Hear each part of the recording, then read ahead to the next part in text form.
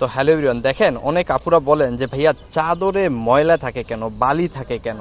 ঠিক আছে, অনেক আপুরা এই কমপ্লেনটা করেন যে ভাইয়া চাদরে ময়লা থাকে, বালি থাকে, কেন থাকে। আসলে ব্যাপারটা হচ্ছে কি, চাদরগুলো হচ্ছে মাটিতে তৈরি হয়, মাটিতে শুকানো হয়। এই কথাগুলো আমরা লাইভে কিন্তু প্রচুর বলি আপনাদের। অনেকে বোঝেন, অনেকে বোঝেন না। বাটিক চাদর, বাটিক প্রোডাক্ট, ঠিক আছে, বাটিকের সকল প্রোডাক্টই হচ্ছে মাটি এবং বালি ছাড়া হয় না। এগুলা সরাসরি মাটিতে শুকানো হয়, মাটিতে তৈরি করা হয়, যার কারণে এগুলোর মধ্যে বালি থাকা হয়। হ্যাঁ, এইখান থেকে আবার ওয়াশ হবে, ওয়াশ হওয়ার পরে হচ্ছে গিয়ে আপনাদের হাতে পৌঁছাবে শুকানোর পরে। কিন্তু যতই ওয়াশ হোক আর যতই যা হোক, এগুলা তো মাটিতেই তৈরি হয়। একটু খেয়াল করে দেখেন, সম্পূর্ণ মাটির মধ্যে কিন্তু এটা শুকানো আছে।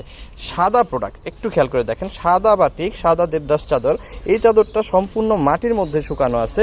তো এই জন্যই মূলত হচ্ছে চাদরে মাটি থাকে, বালি থাকে। আর আমরা কিন্তু সব সময় আপনাদের বলি, যখন আপনারা এই প্রোডাক্টগুলো পাবেন অবশ্যই গরম পানি দিয়ে ওয়াশ করবেন, অথবা ভালোভাবে ওয়াশ করবেন, তারপরে ব্যবহার করবেন। সো আপনারা আশা করি বুঝে গেলেন যে চাদরে কেন মাটি থাকে, কেন বালি থাকে।